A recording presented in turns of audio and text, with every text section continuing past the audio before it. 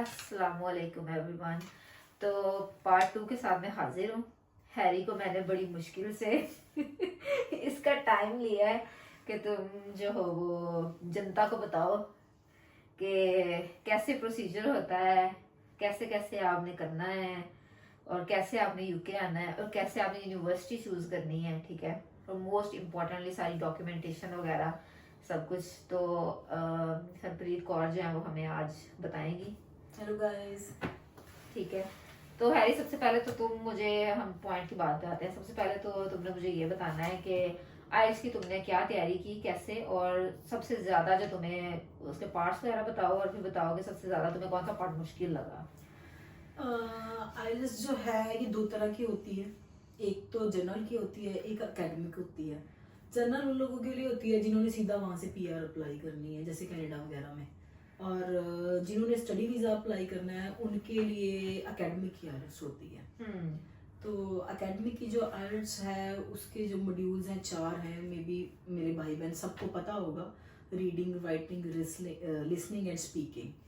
तो अब वैसे तो हर किसी का अपना अपना वो है, लेकिन मुझे जो सबसे टफ मॉड्यूल उसका लगता था वो रीडिंग लगता था। क्योंकि कैमे को तो वो रीडिंग होता है, बट उसमें से एक तरह से ये होता है, एक पैराग्राफ है, आपने उसको अच्छे से अंडरस्टैंड करना है। तो उसमें से आपको बड़े ट्रिकी से उन्होंने क्वेश्चंस पूछे होते हैं, वो आपने उनको क्वेश्चंस का आंसर करना होता है। होता वो रिटन फॉर्म में है, बट कहते हैं उसको रीडिंग है। तो वो उसके जो क्वेश्चंस होते हैं वो बड़े ट्रिकी होते हैं कि आप कई बार आपको लगता है कि इसका आंसर ये होगा, बट होता वो कुछ और है। आइल्स जो है इसको क्लियर करने के लिए जो सबसे पहली चीज है, आपके अंदर एक होना चाहिए कि हाँ मैंने ये काम करना है। अब मैंने जब आइल्स किया है तो मेरी अप्रोक्सीमेट परफॉर्म लगा के चले यहाँ, तो 8 साल मैंने कभी किताबें टच नहीं करी अपने लिए। खैर बच्चों के लिए तो मैं पढ़ाती थी, बट अपने लिए मैंने कभी 8 साल से किताबें टच नहीं करी थी। तो फिर एक दोबारा से आपने प्रॉपर बुक्स के साथ जुड़ना, क्वेश्चन पेपर्स के साथ जुड़ना, सब कुछ करना। तो वो थोड़ा सा हमें लगा मुझे कि रीडिंग मॉड्यूल थोड़ा सा टफ है। बट टचवुड जो मेरी टीचर थी वो इतनी अच्छी टीचर थी कि मैं उसकी एक पहली और अकेली ऐसी स्टूडेंट थी जो अपना एग्जाम फिल करने के बाद उसके पास गई थी कि मैंने 15 अक्टूबर का एग्जाम फिल कर दिया है और मेरे पास ये 1.5 महीना है और आप मुझे तैयारी कराएं। मतलब इसने एग्जाम बुक कर लिया था। लोग मोस्टली ये करते हैं कि मैंने पहले आइल्स की तैयारी स्टार्ट की थी, एकेडमी ज्वाइन की थी, और उसके बाद जब मेरे टीचर को लगा था अच्छा ठीक है ये क्लियर कर लेगी, तो फिर उन्होंने मेरा एग्जाम बुक किया था और ये एग्जाम बुक करके फिर गई थी। जी बिल्कुल, ये मैं तैयारी करने के लिए। जी। और मेरी टीचर बहुत वो मुझे कहती थी कि 2 रीडिंग्स तुम दिन में कर लो, इनफ है। लेकिन वहां उनके बाद तो सोल्व करने के बाद भी मैं कहती थी कि मुझे 2 घर के लिए भी दे दो, तो वो कहते थे 4 रीडिंग्स तुम करोगी तो पागल हो जाओगी। सीरियसली मतलब तुम 4 रीडिंग्स में एक दिन में सॉल्व करती थी, विद जॉब, विद बच्चे और सब कुछ। कि क्योंकि मुझे ये पता था कि मेरे पास यही एक चांस है, यही 1.5 महीना है और मैंने ये करना है, और हाई हुक और बाई क्रुक मैंने ये करना ही है। और आपने कर लिया। तो आप जनवरी 2023 में 2023 इनटेक में आई हूँ मैं। ओके जी ठीक है। और उसके बाद डॉक्यूमेंटेशन कौन कौन सी चाहिए थी आपकी यूनिवर्सिटी के लिए? आपको यूनिवर्सिटी के लिए जो डॉक्यूमेंटेशन हुई थी हमारी, उसमें एक तो उन्होंने मेरी जो प्रीवियस स्टडी थी उसकी डिग्री, जो मेरी लास्ट स्टडी थी, ठीक है, प्लस जो मेरा गैप था उसको उन्होंने कवर करने के लिए मुझसे मांगे थे डॉक्यूमेंट्स कि इन 8 सालों में आपने क्या किया है। बट बाय लक मेरे पास वो सारे डॉक्यूमेंट्स थे, क्योंकि मेरी ये आदत है कि मैं अपना एक एक पेपर, एक एक डॉक्यूमेंट संभाल कर रखती हूँ। मेरे पास अपनी सारी ज्वाइनिंग लेटर, ऑफर लेटर, अपने प्रमोशन लेटर्स और अपनी जो भी मेरी सैलरी स्लिप्स ये वो सब कुछ मेरे पास था। तो वो 8 साल मैंने कवर कर लिए थे, क्योंकि मैं वर्किंग ही रही थी 8 सालों में। जी। तो अगर आप स्टडी नहीं कर रहे हो, अगर आपने स्टडी छोड़ दी, तो फिर आपका गैप फिल करने के लिए आपके पास एक्सपीरियंस होना चाहिए। मतलब आपने कोई कोर्सेज किए हैं, आपने इस टाइम पीरियड में कोई जॉब की है, तो मतलब वो आपका गैप डिफाइन होना चाहिए, तो ही आपको यहाँ पे एडमिशन मिल सकता है। ये नहीं कि आप मतलब 5 साल के 6 साल के गैप के बाद ऐसे ही आ गए और जी हम मैंने मास्टर्स करना है, तो ये बिल्कुल एक्सेप्टेबल नहीं होता यहाँ पे ना। जी, क्योंकि मैंने जैसे पहले भी हमने बात करी थी, तो उनका फर्स्ट क्वेश्चन यही होता है कि आज इतने साल बाद अचानक आपको कैसे ख्याल आ गया कि मैंने अब मास्टर्स करनी है, रीजन बताओ आप यहाँ हमारी कंट्री में आके क्यों मास्टर्स करना चाहते हो। अच्छा, फिर नेक्स्ट हम आते हैं कि यूनिवर्सिटी चूज करनी थी जी। तो मतलब आपने किस तरह से यूनिवर्सिटी चूज किया? ऑब्वियसली आपको वहां से बैठे पता नहीं होता यहाँ जी बिल्कुल बिल्कुल। तो इसके लिए मैंने एक एजेंट की हेल्प ली थी। हमारे इंडिया में बहुत अच्छा उनका नाम है ESS ग्लोबल। तो उनसे मैंने हेल्प ली। जब मैंने अपना आइल्स वगैरह क्लियर कर लिया तो उनके पास हमने विजिट किया, तो उन्होंने भी हमें बहुत अच्छा एंटरटेन किया। और उन्होंने फिर हमें जो मेरे बैड स्कोर था तो उसके ऊपर उन्होंने हमें, क्योंकि मोस्टली जो यूनिवर्सिटीज़ है 6 बैंड भी एक्सेप्ट कर लेती हैं। हाँ, कर लेती हैं। मेरे 6.5 थे, तो बासपा जो थी वो 6.5 लेती थी, वो उसके नीचे नहीं लेती थी। ठीक है। तो उन्होंने मुझे 3-4 जो है मे बी 5 यूनिवर्सिटीज़ में उन्होंने मेरा फिल किया था।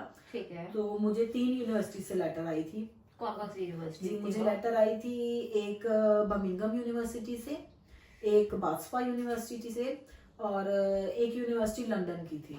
इन 3 यूनिवर्सिटी से मुझे आई थी। लेकिन क्योंकि लंदन और बर्मिंघम ये बड़े क्राउडेड से एरिया हैं, तो मैं थोड़ा उनको अवॉइड करती थी कि यार ये बहुत क्राउडेड एरियाज हैं और तो मैं इनमें नहीं जा सकती। तो फिर हमने बासपा को चूज़ किया। ठीक है।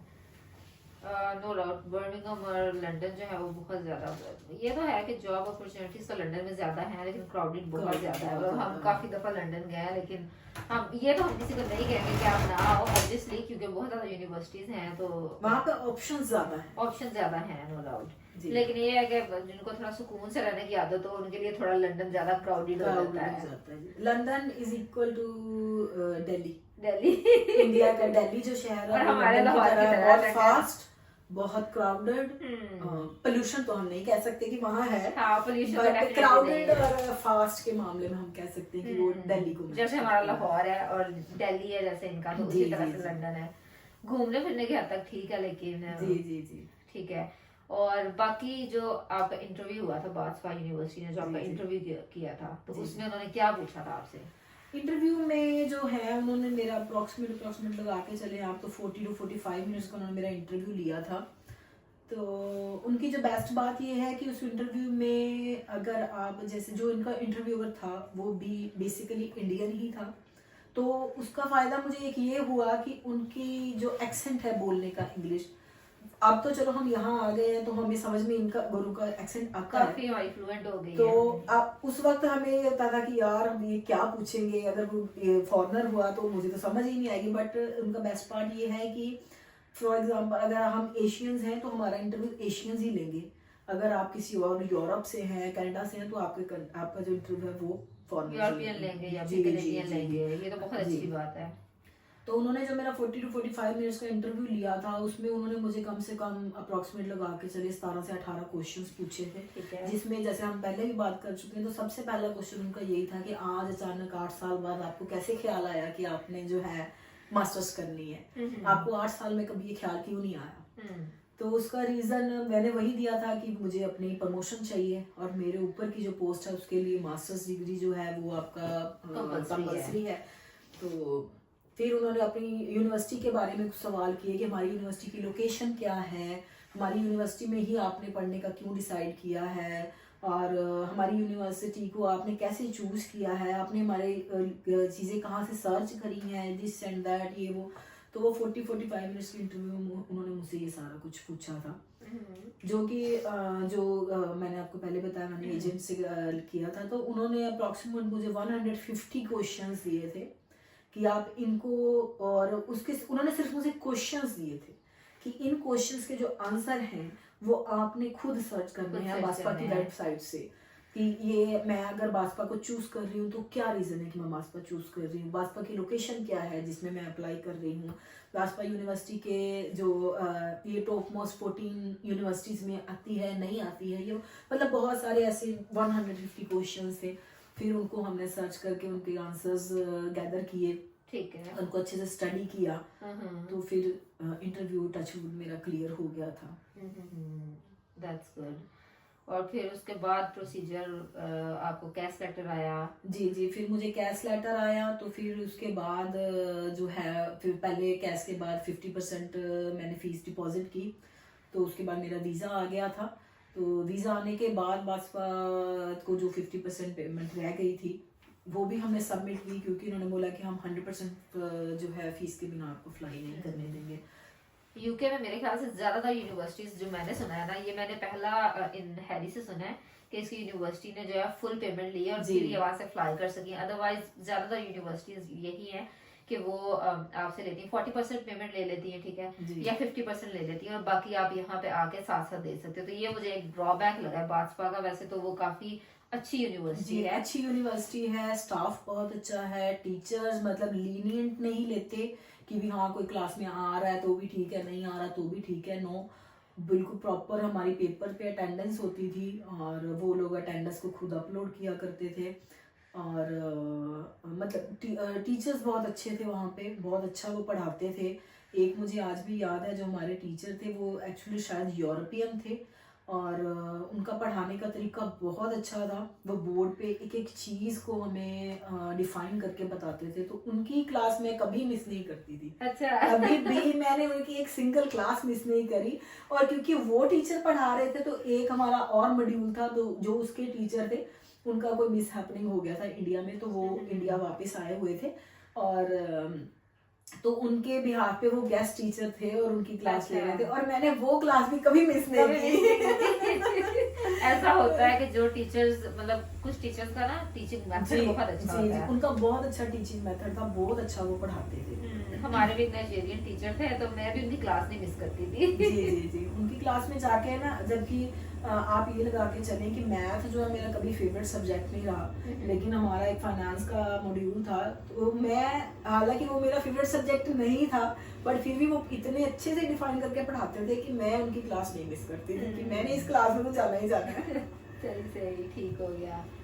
और बस यही एक ड्रॉबैक है बासपा यूनिवर्सिटी का। बाकी तो ओवरऑल आप एक्सपीरियंस ओवरऑल यूनिवर्सिटी का उसकी बहुत अच्छा रहा लोकेशन जो है। है उस यूनिवर्सिटी की इतनी बेहद अच्छी खूबसूरत है बेहद कि आप खूबसूरत है। वहां चले जाएं तो आपका दिल ही नहीं करेगा कि मैं अपने घर वापस जाऊं। इतनी अच्छी लोकेशन है। कई बार हमें, जैसे हम अपनी U5 बस लेके यूनिवर्सिटी तक जाते थे, अप्रोक्सीमेट कोई 10 मिनट्स का ट्रैवल था बाय बस, और कई बार हमें बस नहीं मिलती थी, क्लास का टाइम हो रहा था, बस कैंसल या एवरीथिंग, कोई भी A to Z रीजन होता था, तो हम बाय वॉक जाते थे। वो 20-22 मिनट की वॉक होती थी।